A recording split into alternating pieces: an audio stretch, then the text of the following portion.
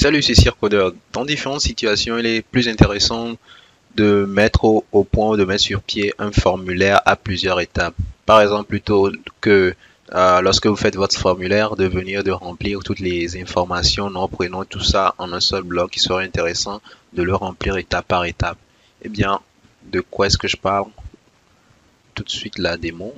En appuyant sur suivant, on a le nom est requis. Là, il faut compléter. Je mets quelque chose dedans. Oui, et là, on va sur les autres informations. Je fais suivant. On me dit le téléphone est requis. Il faudra compléter. Là, on me dit l'adresse mail est requis et autres. Jusqu'à ici aussi. Je peux revenir en arrière, faire suivant. Et je peux faire envoyer. On me dit qu'il manque ici. Et envoyer. Ça a été soumis avec succès. Eh bien, c'est ce que nous allons essayer de réaliser très simplement avec Vue.js 3. Pas besoin de télécharger le fichier Vue.js, on va juste utiliser celui des CDN ou juste sur le site de Vue.js Get Started, Quick Start. Vous venez ou descendez en bas, vous allez trouver le lien vers Vue.js et vous copiez ça très facilement ici. À noter que vous pourrez rechercher sur le net et le faire. Ensuite, dans vos éditeurs de code, ici on crée un fichier très rapidement, on va dire index.php,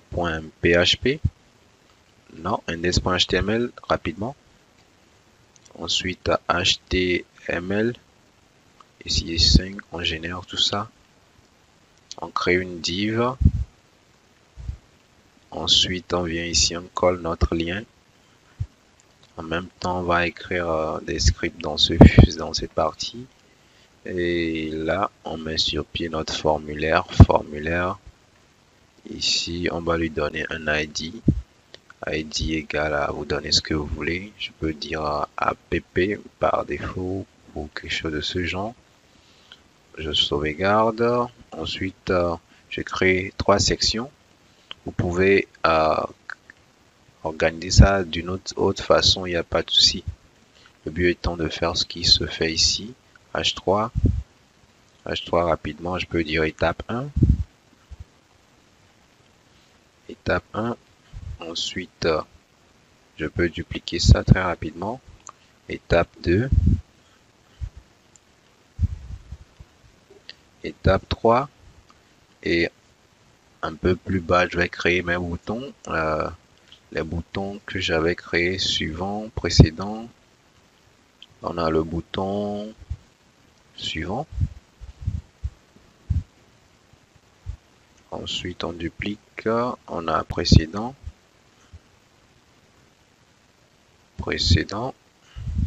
Ensuite, on a envoyer ou soumettre. On met ici envoyer rapidement.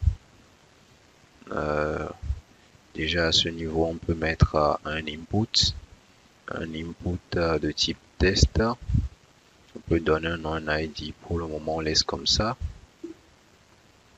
On peut mettre un placeholder. On va dire entrez votre nom. On sauvegarde. On copie ceci. On vient ici, on colle. Ici à la place de test, on peut dire téléphone, on va dire tel.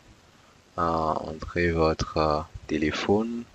On va juste aller rapidement avec cette partie. Téléphone, email. Et ici en dessous, email, on change ça rapidement avec email. Email, c'est bien. Ensuite, au niveau de... Ici, on n'a pas fermé. Au niveau de la troisième partie, on va mettre un test area. Test area très facilement. On peut laisser par défaut, ça ne fait rien. Bon, on n'a pas besoin de ceci quand même. Ensuite, on fait un placeholder. Placeholder, on va dire votre message. On sauvegarde et on voit le rendu. On obtient ça très rapidement. On peut essayer de ici mettre un BR pour séparer ça et un BR aussi peut-être pour descendre ça un peu rapidement. Ici on met un petit BR, un BR. Ici aussi on peut mettre un BR MBR, et c'est bon. Maintenant, on descend un peu en dessous. Ici, on va initialiser notre objet vue. Pour ça, on crée d'abord notre objet vue. On fait const create vue après. Ensuite, on crée notre variable, mon app, notre constant app. On va prendre à partir de cet objet rapidement. On ferme un point virgule ici. On va faire un point mount.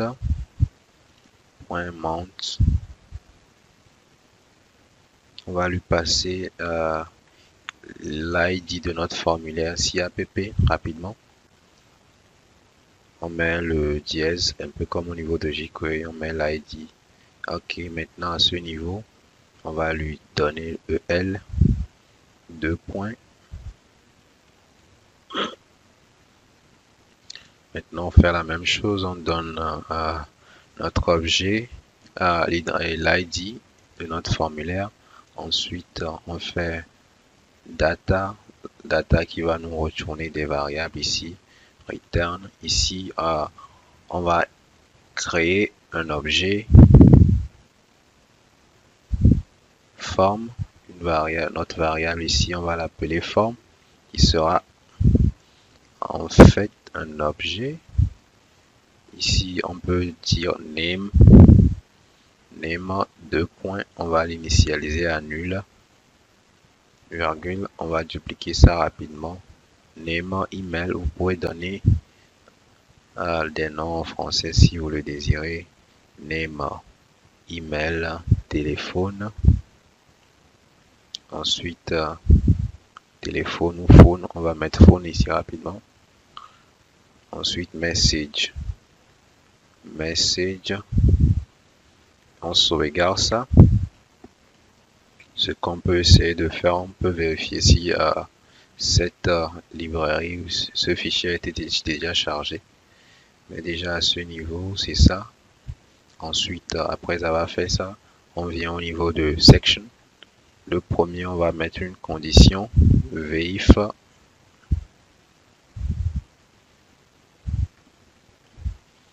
On va créer ici à ce niveau deux variables pour suivre les étapes de notre formulaire.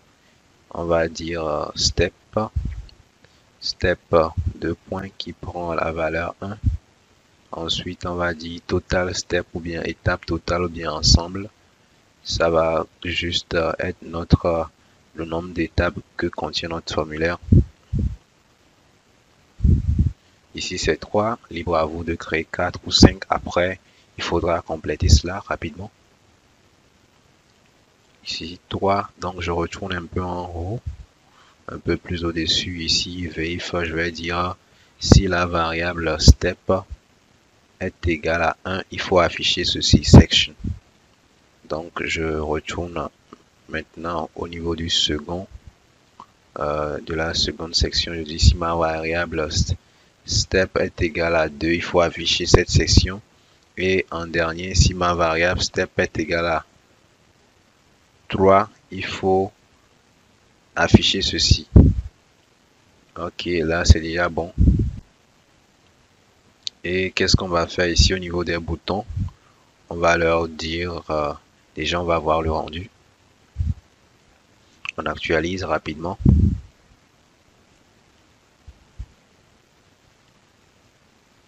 Et vous voyez, on n'a qu'une seule étape qui est venue. Lorsqu'on clique sur suivant, autre, ça ne fait que réactualiser la page. Pour lui dire maintenant de passer à l'étape suivante, on va écrire le code de ça rapidement. Ici, à ce niveau, au niveau de ce bouton, on va spécifier une action @click égale à, il nous faut mettre l'action effectuer une fonction ici. Donc, on retourne ici et on va écrire méthode, et là, on va créer notre première méthode. On va la nommer ça next step ou étape suivante, next step. Ensuite, on ouvre les accolades rapidement. Et puis, on incrémente notre variable ici. On veut faire référence à notre variable d'ici. Donc, step, donc on met 10 pour qu'il sache que c'est de 100 par, c'est ce qu'on va utiliser et non une autre variable inconnue 10.step. Step plus plus pour l'incrémentation, fait point virgule. On duplique ça pour l'étape suivante, next. Après next, on a previous pour revenir en arrière. On fait ici step moins moins. On a une virgule ici rapidement et on va créer une troisième partie. Lorsque on sera sur l'étape 3 et que tout sera OK, là il faudra procéder à la validation. On peut dire send data, c'est envoyer, soumettre. Bon, je vais juste dire send data rapidement. Je mets toujours la virgule ici rapidement. Ensuite, ce qu'on va faire ici, je sauvegarde, je retourne un peu en arrobas clic, je vais dire next step. Vu qu'il n'y a pas d'argument, je peux laisser ça comme ça, mais je vais écrire ça de façon à ce que ce soit bien clair ici. Ensuite, à ce niveau, je reviens ici, je colle, je change ça en previous rapidement, previous.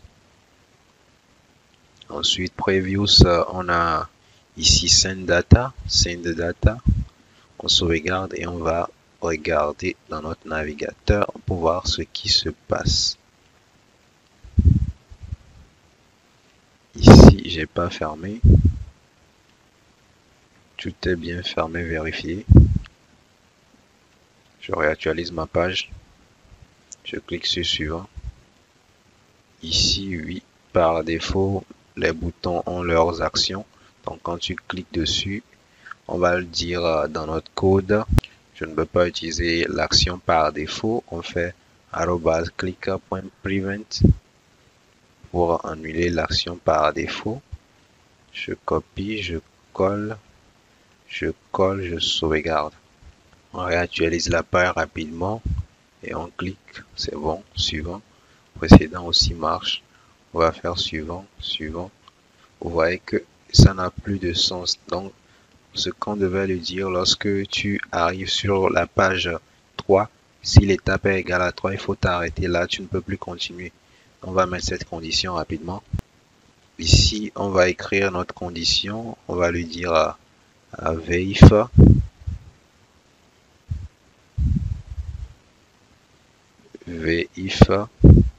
égale à si step. Ici, step doit être inférieur à 3. Et on copie ça rapidement. On vient ici, on va changer la condition. Step doit être supérieur à 1. Si ce n'est pas supérieur à 1, comment est-ce qu'on peut décrémenter ça? Ça n'aura pas de sens. Et ici,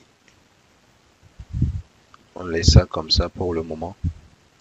On va dire si avant de pouvoir continuer avec envoyer, il faut que la somme des étapes step soit égale à 3 pour pouvoir utiliser notre fonction send data rapidement. Step equal 3. Maintenant, on sauvegarde ça. On retourne dans le navigateur. On actualise la page. Ensuite, vous voyez. Maintenant, lorsqu'on va sur l'autre, suivant, précédent marche, suivant, envoyer. Suivant. Ici, vous voyez, il n'y a plus de suivant, vu que notre variable step est égal à 3, donc on ne peut faire que précédent. Quand on fait précédent, là, ici, on revient suivant. Quand c'est égal à 3, maintenant, envoyer venu, là, on peut faire notre action.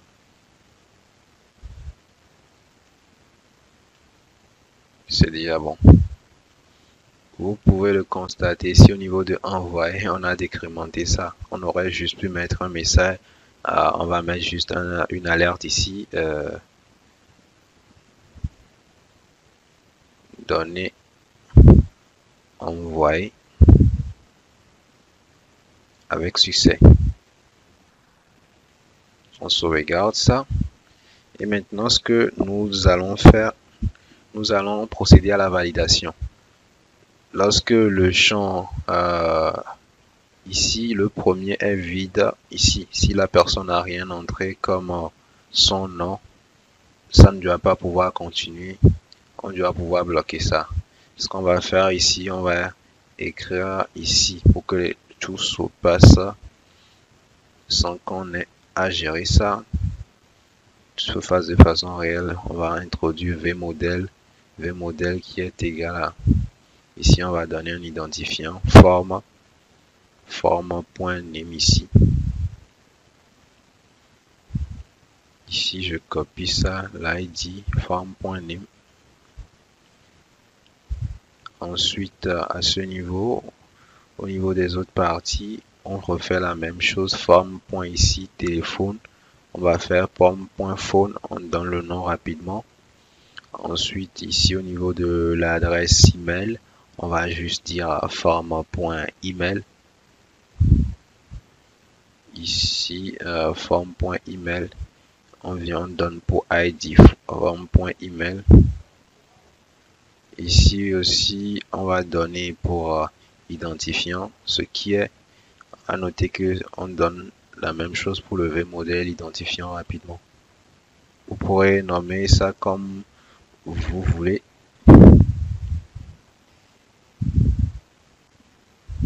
On sauvegarde. Ensuite, qu'est-ce qu'on fait? On va mettre une condition ici avant de pouvoir aller à l'étape suivante.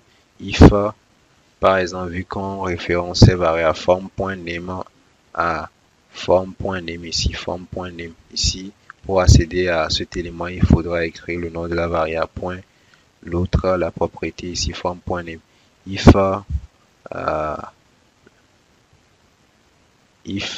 empty, ou bien il y a iform non form point name ici, form point name, on doit pouvoir retourner un message. Donc pour ça, qu'est-ce qu'on doit faire? Les messages, ce qu'on va essayer de faire, on va créer une autre variable ici, message erreur en dessous bien ou au-dessus de ça. Je vais juste le mettre ici, erreur ça ou bien erreur, comme vous voulez, et on va l'initialiser. Ici, on va le laisser comme ça, un tableau. On sauvegarde, on va un peu au-dessus ici, peut-être dans la première section, non, pour que l'erreur s'affiche de façon générale. On peut même recréer une nouvelle session ici, un peu plus en haut pour styliser ça, ou juste mettre ça dans une div. On va laisser ça pour le moment. On va écrire un petit span. Dans le span, on va afficher nos erreurs. Ici, ils affichent ça sous forme d'un tableau. Donc, chaque élément sera sous forme d'un tableau. Il y a autre façon de le faire. On pourra juste concaténer ça. Même pas besoin de concaténer. Ici, vif égale à v-for plutôt. C'est une boucle. v-for, on va dire pour chaque élément. Pour chaque élément, vous pouvez dire EL de notre tableau error. On affiche ici EL. On sauvegarde. On descend un petit peu en bas ici. On va juste lui dire ici pour notre tableau d'erreur, il faut ajouter ceci, le nom invalide, et après on fait un return false pour que ça ne continue pas l'action. Ça sort ici de la fonction return false. À noter qu'il faut lui spécifier où il faut faire ça. Le nom se trouve au niveau de l'étape 1. Donc on va ici dire step 1 equal 1. Step equal 1. Ici 10.step égale à 1.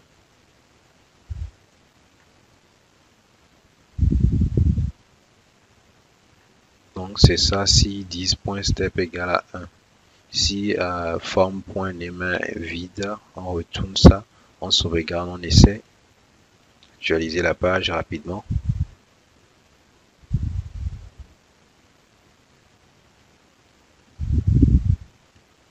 Là, vous voyez, c'est vide, on ne passe pas à l'étape suivante, mais on n'a pas affiché le message. On retourne un peu plus haut. Ici, on a dit v4 EL in errors. Il faut afficher EL. On descend un petit peu en bas pour voir. Ici, c'est error. Oui. Au niveau de l'étape 1.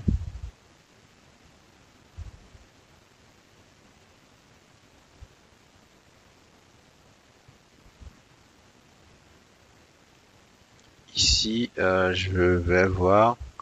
On me dit empty n'est pas défini, c'est bon, oui. On retourne juste en bas. Au niveau de la première validation, ici, je vais plutôt mettre un nom.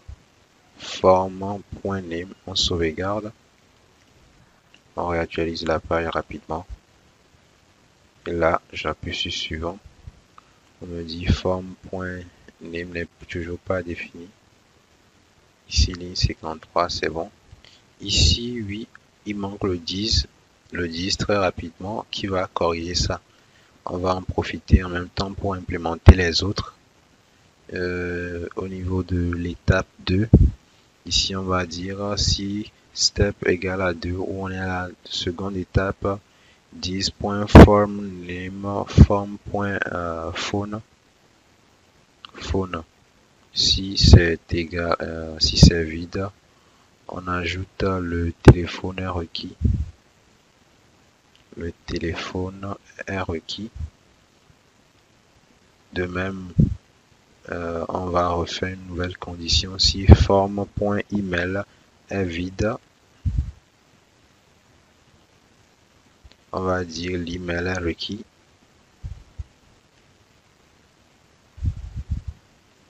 L'email est requis. Sinon, on sort dedans. On sort de ça. On sauvegarde ici. On vérifie. If. On ferme le premier. Non.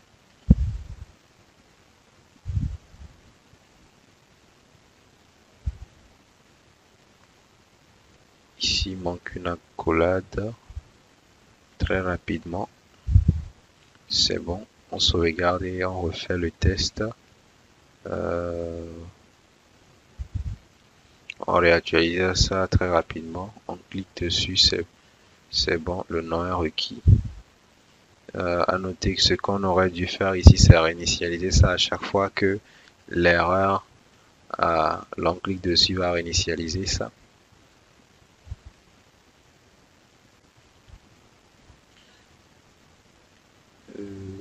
Ici, à ce niveau Nest, on aura suivant l'étape 1, l'étape 2. Donc, ce n'est pas au niveau de Preview ce qu'il devrait y avoir ça. On déplace ça très rapidement à ce niveau. Ici, error.push, je vais dû ajouter ça. Ensuite,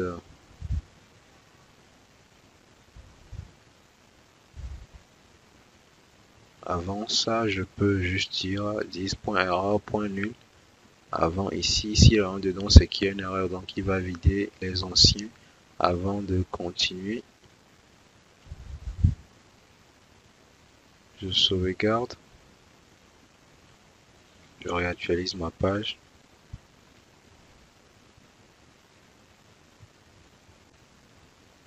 Ok, je retourne. Ici, je vais changer le nul rapidement par du vide, par le tableau vide.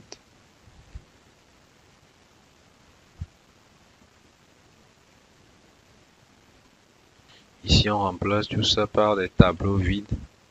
Mais plutôt que de faire ça ici, ça va devenir très fastidieux. Je vais juste enlever tout ça et mettre ça avant. Ici, on remplace ça par un tableau vide. Je réactualise. Je valide. Et vous voyez ici le nom, le téléphone, l'email suivant.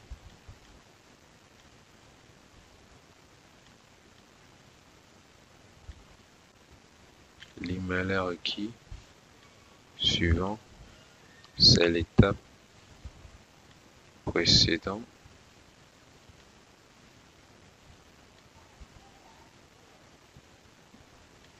Bon, ici, on continue rapidement, un peu ici en dessous. Ici, au niveau de l'étape 2, il n'y a pas step, moins, non, il n'y a pas ça.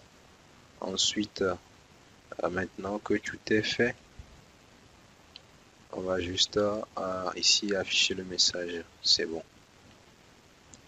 On réactualise.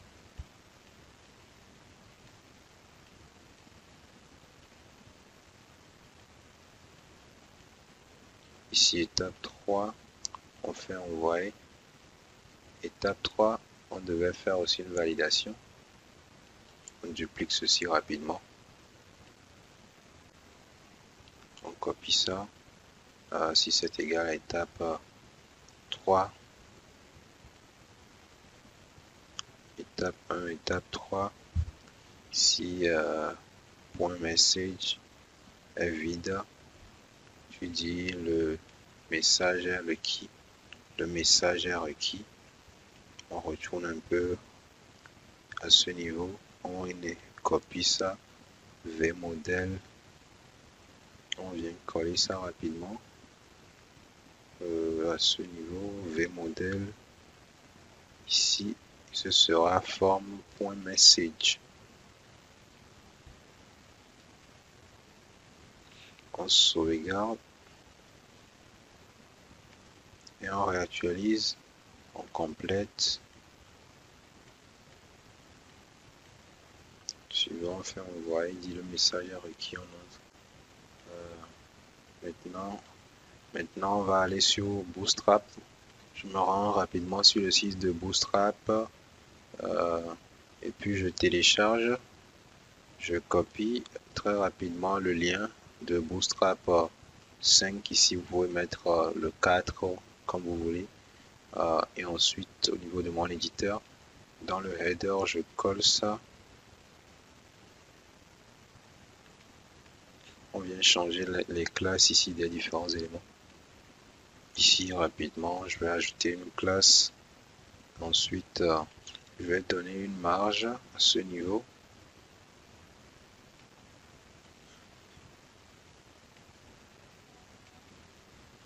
Plutôt, j'enlève la marge ici. Pour la mettre ici.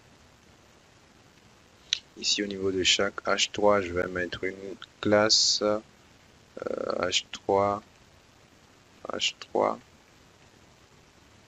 Je sauvegarde. Je vais personnaliser un peu mes boutons ici. Je colle. Ici, histoire de mettre un peu, de styliser ça et de mettre une marge, un mix de marge horizontale.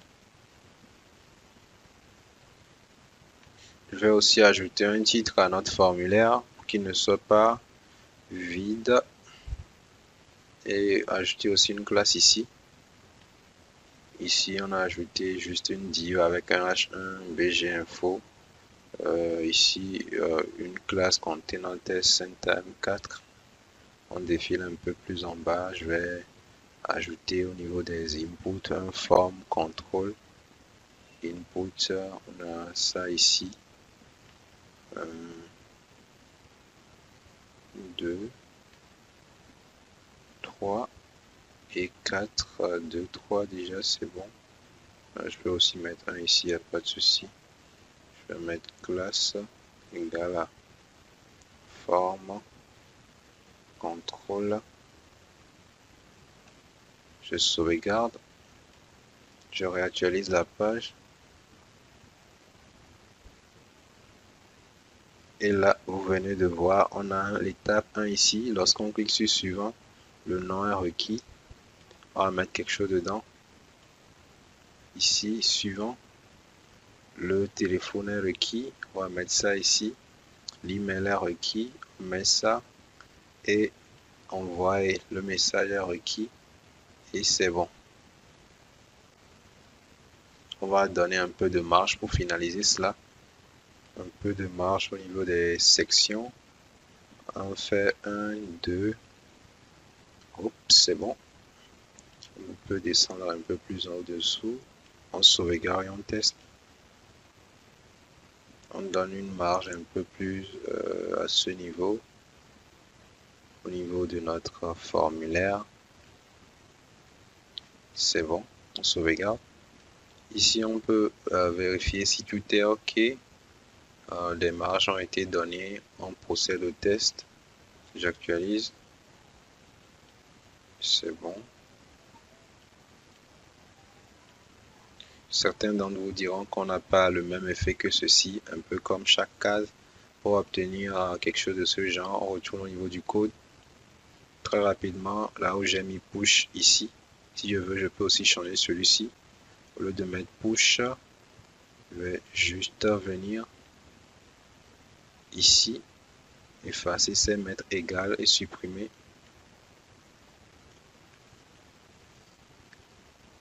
La parenthèse. Ici, je mets juste un espace. Ici aussi, je supprime ça, je mets égal, je sauvegarde. Je peux même faire ça pour celui qui est ici très rapidement.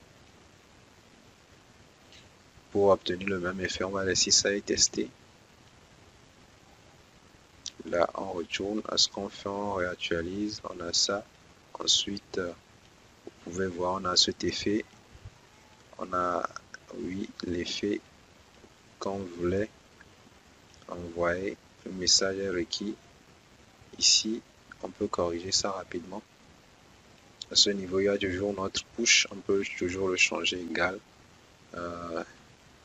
Très rapidement, on enlève ça. On remonte un peu en haut. Ici aussi, on peut enlever ça. Égal. On supprime ça. Et au niveau du message qui est dupliqué, on va juste faire comme ceci. On va initialiser ça au niveau de notre fonction sauvegarde et c'est bon cette fois. Je réactualise la page. Je fais suivant. Vous pouvez voir, on a notre effet. Ensuite, je fais suivant. Suivant. Suivant. Suivant. Et vous voyez, suivant. Bref, nous venons de réaliser très rapidement un formulaire à plusieurs étapes en nous aidant du framework Vue. Vous pouvez réaliser quelque chose d'assez complexe ou bien de plus long que ça très rapidement et procéder à la validation dans votre langage serveur. Sur ce, retrouvons-nous pour de nouvelles aventures.